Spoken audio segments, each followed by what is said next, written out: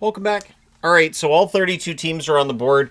This is one of those examples of me starting off with one idea for a video, starting to write stuff on the board, and then pivoting a little bit. So, in that I'm pivoting, I want to talk about storylines for each team as we get ready for the season, expectations, just kind of a general overview, and what the expectations are from others. I'm not doing my prediction for the standings, which will include the Stanley Cup winner yet. At least my predicted Stanley Cup winner.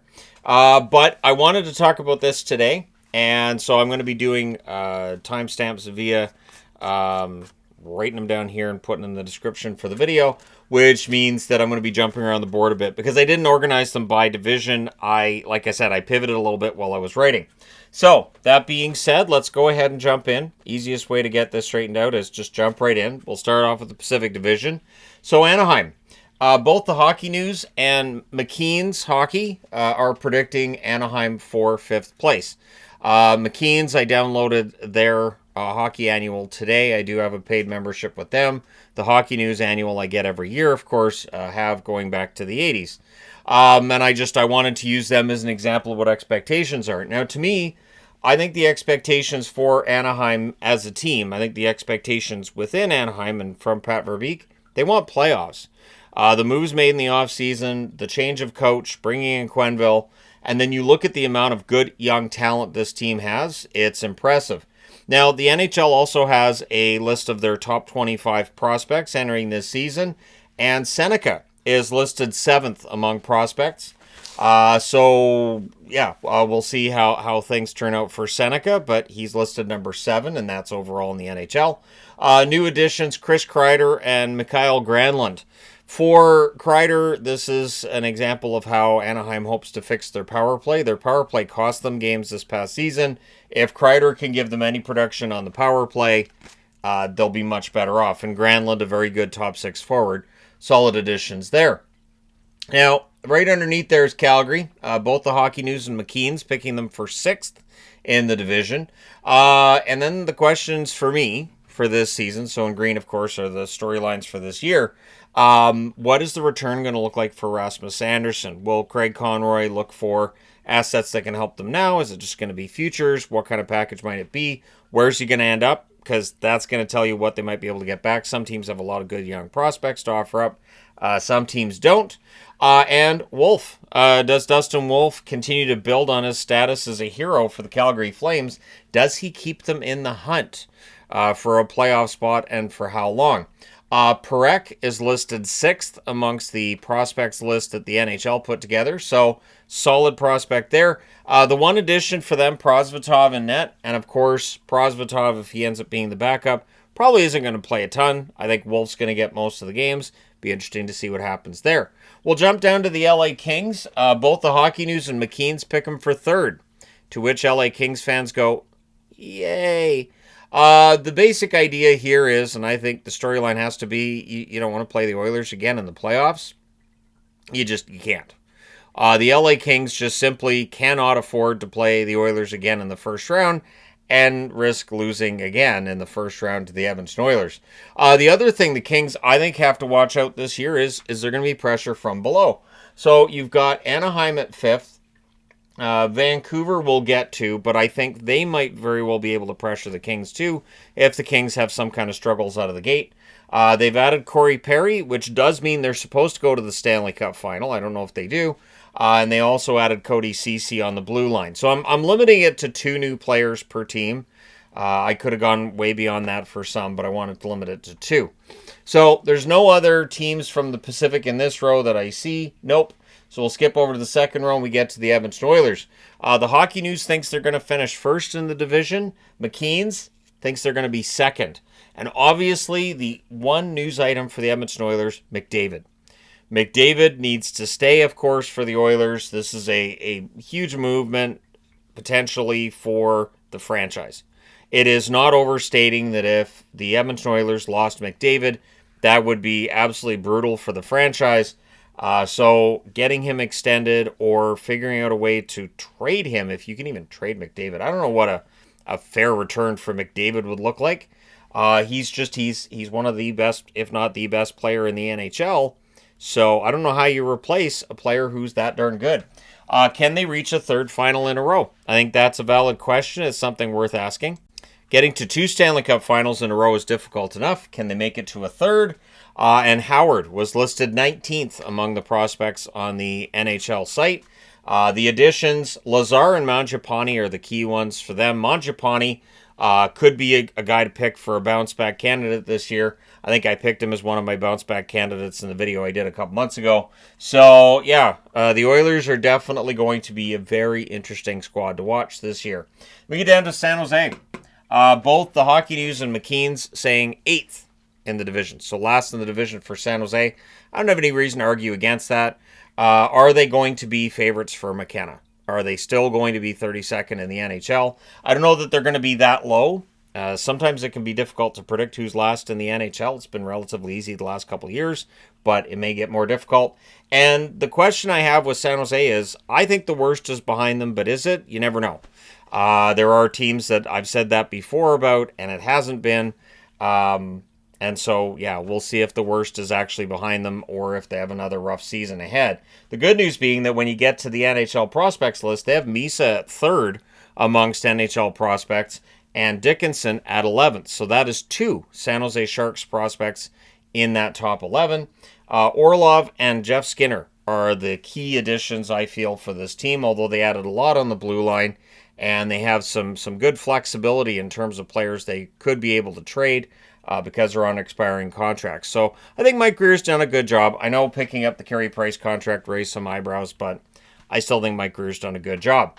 Get down to Vancouver. Both the Hockey News and McKeen's saying 4th place for Vancouver. So depending on whether you believe that there's going to be 5 in the Central to make the playoffs or 4, and if it's 4, then Vancouver would be a playoff team there. But they need to put the nightmare that was the 2024-2025 season behind them. And I mean, it was an absolute unmitigated disaster. So they have to put that behind them.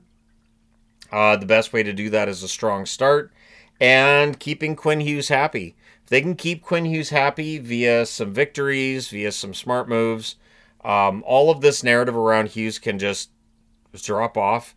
I am shocked at just how much chatter there is about Quinn Hughes right now, when he has not just this season, but next season before his contract expires. It's just exhausting. It is. To me, it's kind of exhausting that there's this much discussion about, oh, this guy's going to go. And we're a year and a half away from it really being an issue. At any rate, yeah, they've added Evander Kane. They also added P.O. Joseph. And so we'll see if Kane can give them exactly what they're looking for in a top 6 role. And he hasn't played a regular season game in a while. So we'll see how he does with the grind after missing a whole regular season due to injury this past year. So that's the end of that row, obviously. So we move to the next one. And we've got Seattle. The Hockey News and McKeen's picked them to be 7th in the division. They're just stuck in that mediocre middle, it seems. I feel like this is a squad that could use a superstar player. The good news is Berkeley Catton is listed 8th on the NHL amongst prospects, but probably not going to be able to provide them with that superstar production this season, I would think. And then you've got Marchman and Lindgren as the addition. So Marchman's a good, usually third-line player. He can play on that second line too. Lindgren can be a good top 4 defenseman. Has been at times. Definitely needed a change of scenery, so we'll see how things go for him. Then you got Vegas. The Hockey News picks them 2nd. McKeen's picks them 1st. And the Hockey News is picking Vegas to win the Stanley Cup. Thus the Stanley Cup hat for Vegas and the Parlay Vegas jersey being worn for this video. And are they ready for that second Stanley Cup? It's interesting because Vegas has had their struggles the last couple of years when it comes to the playoffs. And yet the expectation seems to be they can just turn it back on. I think part of that is the addition of Mitch Marner and what that could do. I think there's a lot of determination a player has when they go to a new location.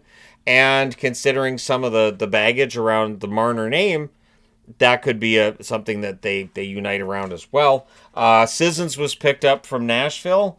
They did change up the blue line a little bit with that Nick Hague deal. And yeah, Vegas is in pretty good shape. So let me go ahead and count 1, 2, 3, 4, 5, 6, 7, 8. Done. Got that done. I'm going to go ahead and we're going to start the next. All right.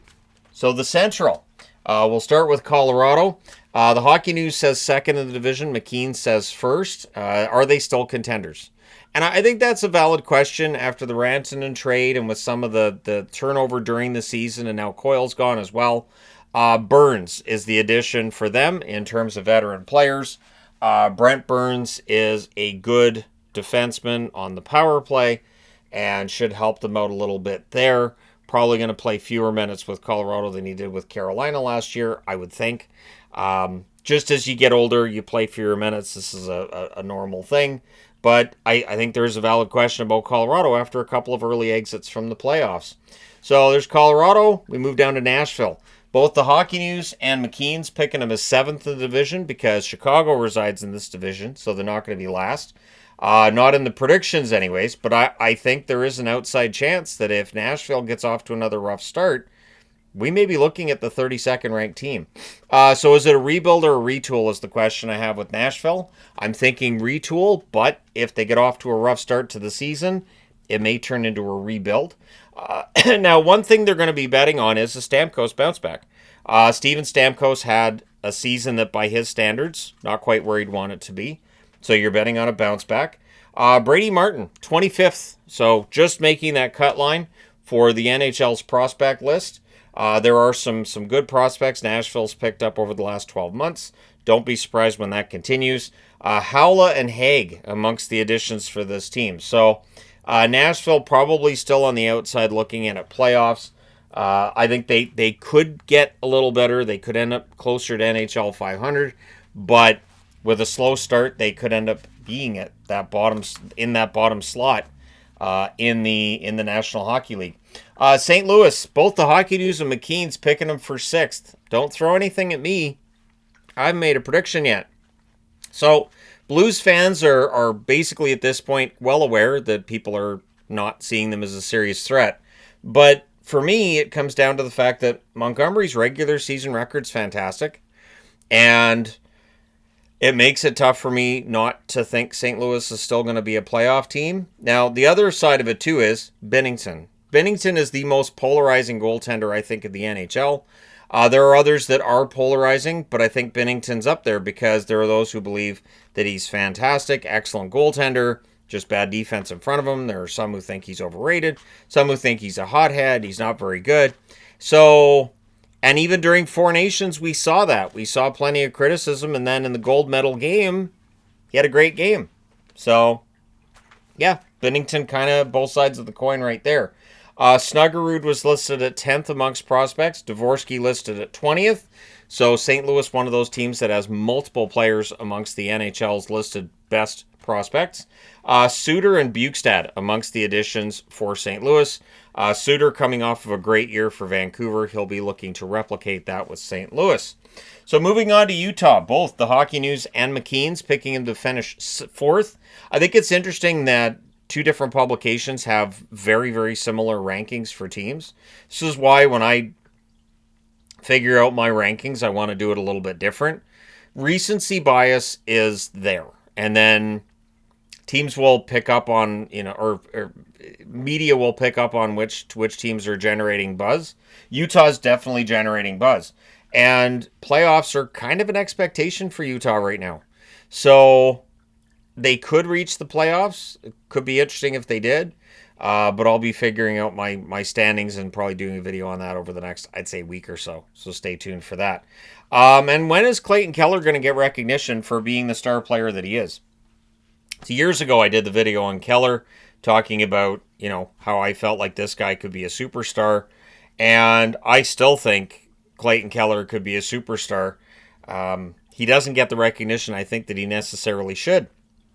Denoyer is listed 13th amongst the prospects on the NHL site. So good on Utah for picking him up, and good on Utah for picking up Peterka and Schmidt. So Nate Schmidt coming off of a Stanley Cup win with Florida. Peterka coming off of another frustrating season in Buffalo, and now he's a member of the Utah Mammoth. So that makes things interesting. Peterka could give Utah that boost in goal scoring that could help get him above the line. So that rounds out this row. In the second row, we get down to Minnesota. The Hockey News and McKeen's picking Minnesota to finish 5th. I do think Minnesota and St. Louis should probably be pretty close to one another. Minnesota, it's the Kirill situation is the storyline with Minnesota. It just is. Kaprizov, it doesn't matter whether there's any kind of heat between the player and the organization or however you want to look at it. The reality is that until Kaprizov signed an extension, it is going to be a talking point around Minnesota. And is this a big season for Boehm? We're going to see Brodin on at least IR to start the season, if not LTIR. And Boehm, there's a spot right there on the roster for him. He is listed 4th on the NHL's prospect list, so he's very highly thought of. This may very well be a big year for him. Then you've got Sturm and Tarasenko amongst the additions for the Minnesota Wild. Tarasenko no longer the goal scorer he was, but good veteran addition and on a cheap contract as well. Nico Sturm has been in Minnesota before. He knows the drill. So that rounds out the Central Division in this row. We get over to this row and get to Chicago. Both the Hockey News and McKeen's picking them to finish last. It's Chicago. Of course, people are going to pick them to finish last. This is Bedard's 3rd year, though, and I've talked about it before, and I could do a video on that probably before the season starts. Just players in their 3rd year and how it feels like that's where, for a lot of players, it starts to click. And suddenly, they're not the rookie, they're not the sophomore, there's more of a veteran presence to their game, some of the nerves come out, they're more ready for an 82-game schedule, so Bedard could have a big year as a result of that. The projections I've seen around Bedard are around a point per game, and I will go ahead and echo that I think that's probably pretty accurate. I think 82 to 85 points is absolutely within his grasp. If he takes that next step this year, I don't see any reason why he won't. He just turned 20. And then the question I have with them is the same as with San Jose. Is the worst behind the Chicago Blackhawks? I think so. I think there's a lot of good young players in this lineup. You look at that blue line. You look at Nazar, who may very well be the second line center. Things look good. Now with prospects, Rinzel's listed 9th by the Hockey News. No, by the NHL site. Frondel's 12th, and Lev Shinov is listed at 16th. So 3 players in the top 25 NHL prospects. That's pretty good. Burakovsky and Lafferty amongst the additions. I still look at Burakovsky and the projections that could be on that first line. And to me personally, I think, I don't know. Maybe he's that first line player for them this season, just based on not having anybody who could bump him down. But I don't know. We'll see. They're going to be interesting to watch. And then right directly below Chicago is Dallas. Although in the standings, the Hockey News expects Dallas to be first, whereas McKeen's expects Dallas to be second. And this is the first full season for Rantanen as a Dallas Star. It's a huge season for him. He's getting paid big time. The expectations are going to be pretty high. Rantanen needs to get off to a good start, just so that there's no narrative about him being off to a slow start with all that money. Because how quickly does that happen? We're a week and a half into the season, and you'll already hear, this guy isn't really producing as we thought he might when he's played like 4 games. But that's the kind of pressure that Rantanen's going to be under this year. It'll also be interesting to see under Glenn Gulutzan how things go. Gulutzan, a coach that I think could help Dallas come playoff time. But going into the season, I don't know how many wins to expect with Gulutzan behind the bench. Their additions, Foxer returns, and Kolyachonok on the blue line. So we'll see how many games Kolyachonok gets into for Dallas. I don't want to learn to say Kolyachonok for nothing, so I hope he's in the lineup a lot. Now we get down to, I guess that's it for that row, isn't it? Yeah, so we'll go over here to Winnipeg. The Winnipeg Jets, both the Hockey News and McKeen's picking them to finish 3rd in the division. I think that's fair. I think Winnipeg probably overachieved a bit in the regular season that we just had not too long ago. I think 2024-2025, they win 15 of their first 16 games.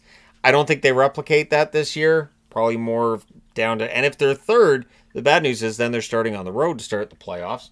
And Hellebuck, can he do it again? Can Connor Hellebuck go out there and get another Hart Trophy? Hart Trophy is very difficult for a goaltender to win. Back-to-back Harts, you'd be in Hasek territory. The difference being Hasek did have a Stanley Cup ring during his playing time. He got that in Detroit. Can Hellebuyck get over the hump in the playoffs is a question for sure. I try to keep this to just regular season stuff, but yeah, with Hellebuyck, there's a lot there, isn't there? Taves and Nyquist amongst the additions for Winnipeg. So they're going to be a little bit older, but that may very well make them better. So let me just do the count. 1, 2, 3, and we got 4, 5, 6, 7, 8. So half of the division is in that first row. All right, let's move to the Atlantic Division, shall we? So we'll start with Detroit. The Hockey News, 6th is where they pick them. McKean's sees them as 7th. And Detroit fans will be apoplectic if the team is 7th in the division. If they're behind a Buffalo or a Boston team, they're not going to be happy. This team needs playoffs. The Detroit Red Wings need playoffs badly. And it'll come down, I think, to the tandem of Talbot and Gibson. If John Gibson plays as well for Detroit this year as he did for Anaheim last year, their goaltending is fine. And if Talbot can follow up on last season with another year that's the same, Detroit's going to win their share of games, and they're going to have a true 1A, 1B rotation in net, which can be huge for a team. So maybe trying to put together the kind of season the Islanders did when it was a rotation between Sorokin and Varlamov, we might see that here. Sandin Pellikka, 21st on that prospects list for the NHL site. Gibson and Van Riemsdyk amongst the additions for Detroit. James Van Riemsdyk coming to the team on a very team-friendly contract. Gibson, his contract is, I think, fine. And with Detroit having the cap space, it's not a big deal to them. But this season, a lot of that's going to come down, I think, to goaltending for Detroit. So is that the only Atlantic team? Yeah, that's it. We move over to the second row in Boston. Both the Hockey News and McKean's say 8th. And I would be fine with that. I may be a Boston fan, but I acknowledge this team needs to be outside the playoffs for a bit and get more prospects, get more young guys in the lineup, top-notch guys in the lineup. So the team seems to be betting on a bounce back. That's the storyline around the team. You look at the moves made by Don Sweeney. This is not a GM that's decided the team isn't going to be in the playoffs. That's fine. We're going to build for the future.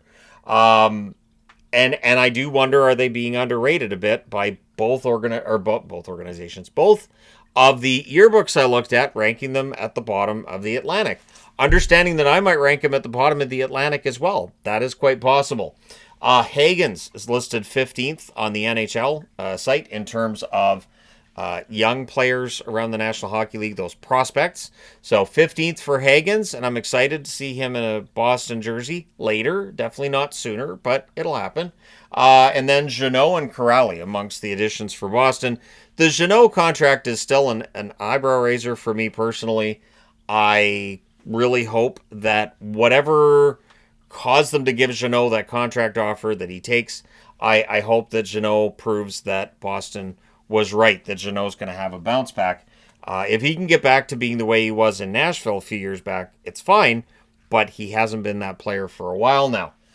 So moving through the rest of this row, we got Ottawa right here. Both the Hockey News and McKean's have the Ottawa Senators at 4th in the division. So that's going to be interesting. They do hope for a top 3 finish, and if Ottawa wins enough games, they'll get there. No idea which of the top 3 falls out, but your job as a team is not to make sure that you're, ahead of this team or ahead of this team by a certain amount of points. Just go out and win your games. Just go out, win your games, and all of a sudden the standings takes care of itself. The playoff success is what they're looking for this year. The one thing that has been notable in all the writings around Ottawa, they're not going to be happy just with a playoff appearance this year.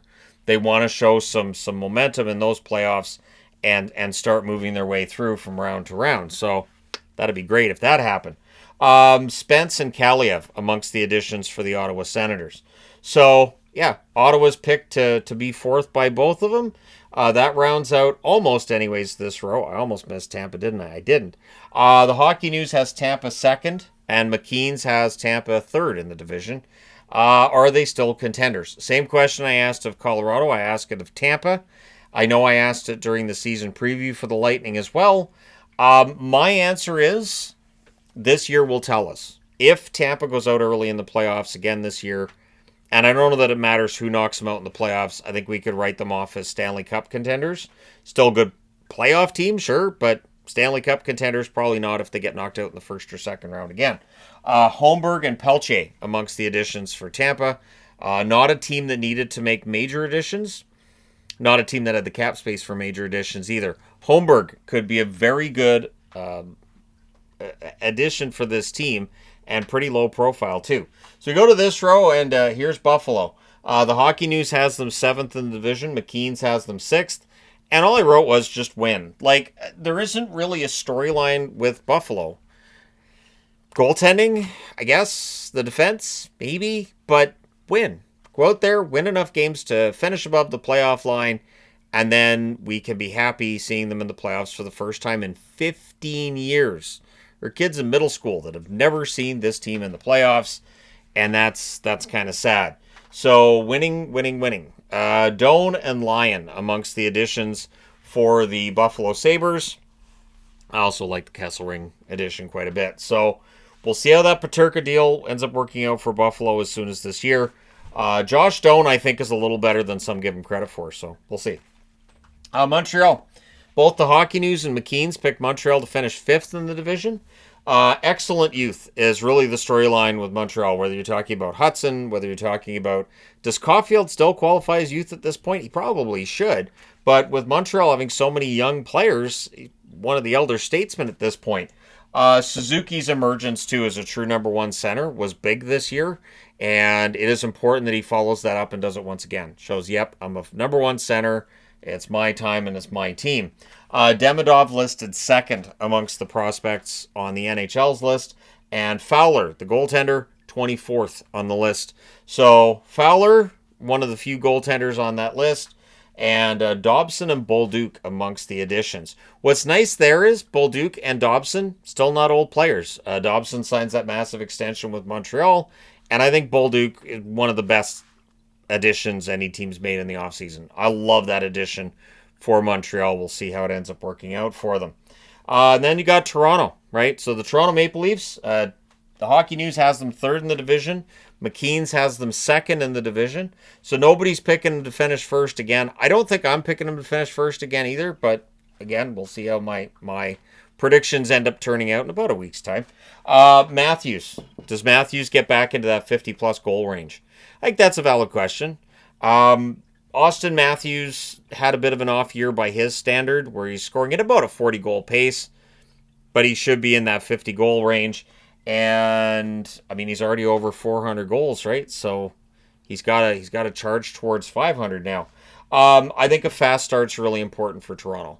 Of the teams on the board, I think Toronto's the one that they need to get off to a good start, like 7-3, something like that, and not start dealing with a lot of question marks and a lot of doubt and this kind of thing that can happen if they start, say, 4-5-1. Roy, good addition in the trade from Vegas, so it's not like they got nothing for Marner. Roy's an excellent third-line center. Michelli is a very good passer, underrated player, and might be an excellent bounce-back candidate if you're looking for one on the Toronto Maple Leafs. So that should round things out. I'll do the count again. 1, 2, 3 in this row, and then 4, 5, 6, 7. Yeah, now I'm missing one, aren't I? Okay, so I'll start from this end. This is the fun part, right? 1, 2, 3, 4, 5, 6, 7. Florida. I miss Florida. See? That's why I count. I miss Florida. All right, let's do Florida. Both the Hockey News and McKeen's say 1st for Florida. I'm not going to take them for 1st because last year they kind of just sailed on. They just coasted. So my expectation is they're going to kind of do that at points during the regular season again. 3 in a row is the one question with Florida. They kept everybody. And as I said in the comment section the other day, I said it yesterday, is that one thing for Florida is they did sign a lot of guys to contracts. If they start having playoff struggles going forward, some of those contracts won't age as well. So I think it's important for further playoff success. And why not have an official dynasty in the NHL? I think that could be kind of fun. I'm sure that everybody will have a very normal reaction if Florida wins the third straight Stanley Cup. So I'm sure that'll be a completely normal, congratulatory kind of reaction. And that's where I have here save energy again. So are they going to get off to a really good start and then just kind of hit that coasting button? Or are they going to try to have a stronger regular season than last year? Petrie and Tarasov amongst additions for a team that really don't need a lot in the way of additions. The Florida Panthers are kind of pretty good already. Back-to-back Stanley Cups means you're pretty good. All right, we finally finished things up with the Metro Division. See, I knew I was going to need timestamps because this could be a long video, right? So Metro Division, let's take a look here. The New York Rangers start things off for the Metro. The Hockey News has them 4th. McKeen's has them 5th in the division. Both of them expecting some sort of a bounce back. And I think they're probably the best bet for a bounce back. You guys can let me know your thoughts. And is the defense set to improve? They've made changes on the blue line. The defense has been maligned in New York, I want to say, for like a decade. It just feels like New York has had issues on the blue line, whether it's around one player or a couple of players or half the players. They need that defense 1 through 6 to come through. Gabe Perreault listed amongst the NHL prospects 18th. Then you've got additions of Gavrikov and Radish amongst others. Gavrikov obviously coveted by them for that blue line for that reason of trying to fix what's gone wrong on the blue line. Keandre Miller being out, and Taylor Radish scoring depth for the team.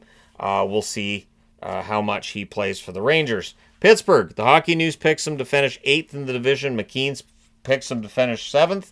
The storyline around Pittsburgh this year is going to be Crosby. Does he stay or does he go? I think he's staying. I've seen a lot of articles, a lot of discussion, a lot of everything around Crosby. People are going to watch. People are going to click on that. People are going to, have an opinion on that. It is on the board for me as well. I think he stays. I think it's a lot of noise, and we've seen it before with Crosby, a lot of noise because it's Sidney Crosby, but I think he stays. And then, are they McKenna frontrunners? So are they going to finish at the bottom of the league and find themselves in the mix for Gavin McKenna? That is quite possible. Additions, they've added Anthony Mantha. They also added Shelovs in net. So Shelovs gets a chance to potentially be a backup in the NHL. And if he doesn't make the cut, then he gets waived, and who knows where he would end up. So my guess is he makes the cut. At the very least, he gets to start the season with Pittsburgh.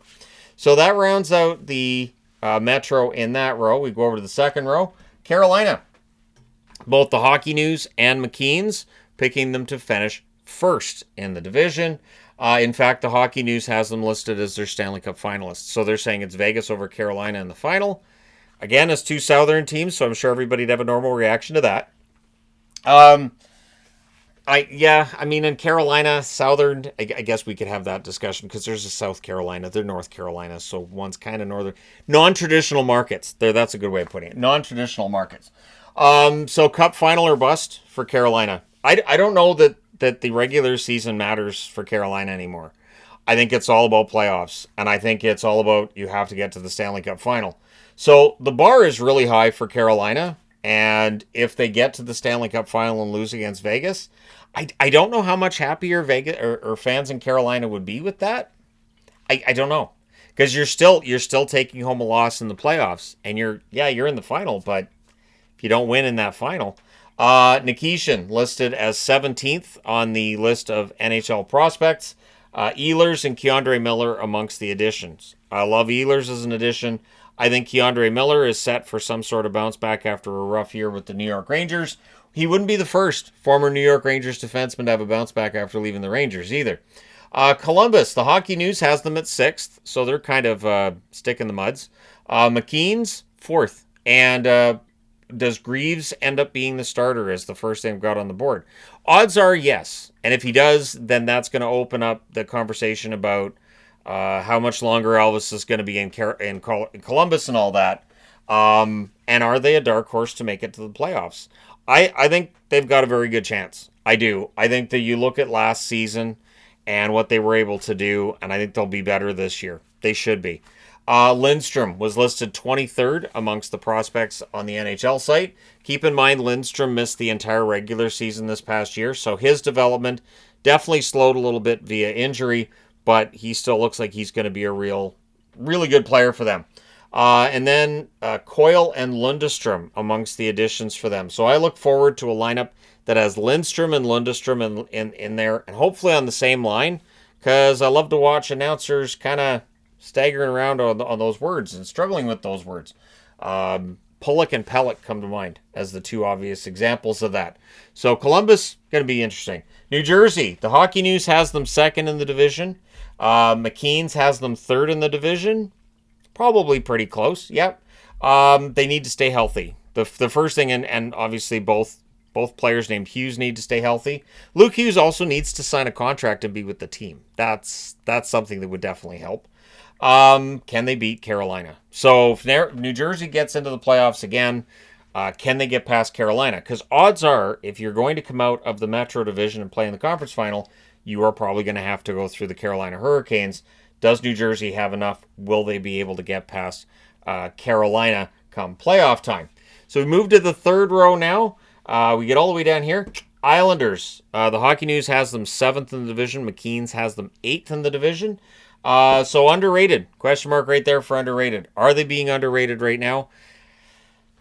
Even when they were a playoff team, they seem to be relying on their goaltending in a system.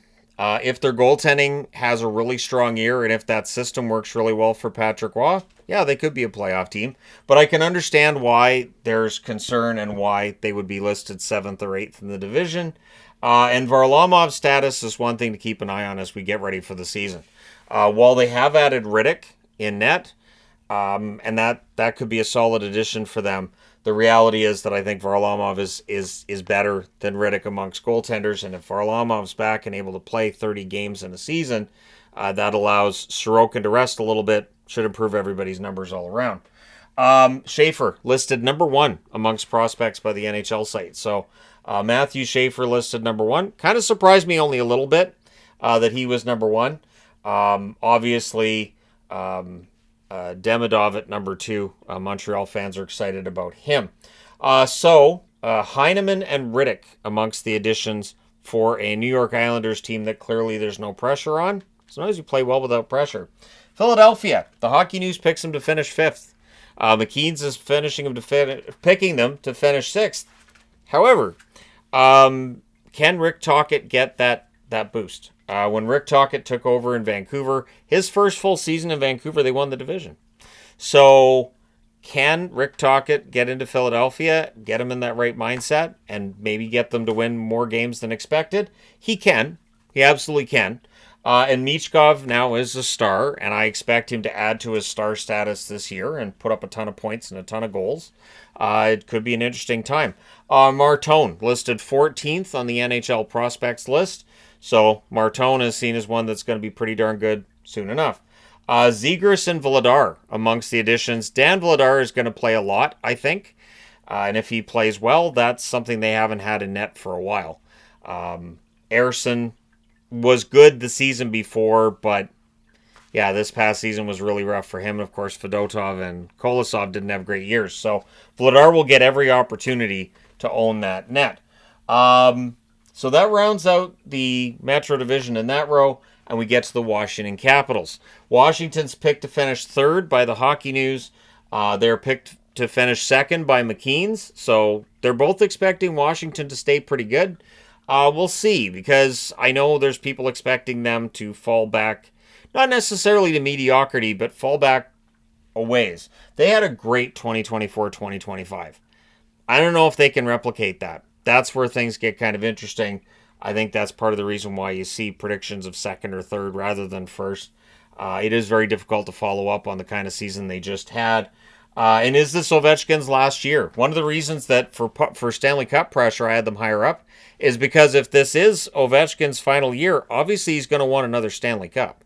So that does put pressure on Washington to put a team on the ice that can contend for maybe win a Stanley Cup. So that'll be interesting. Leonard listed 5th amongst prospects, and Cole Hudson, do believe a relation to Lane Hudson there, listed 22nd. So we might have multiple Hudsons playing in the NHL soon, who are pretty darn good. Sordiff and Chisholm amongst the additions. It does look like Sordiff is going to get the opportunity to play on that fourth line, at least in preseason, and we'll see whether or not he ends up making it onto the roster. But considering they traded for him, they seem to have some belief in him, and so I would think a third or fourth line role is in the cards for him.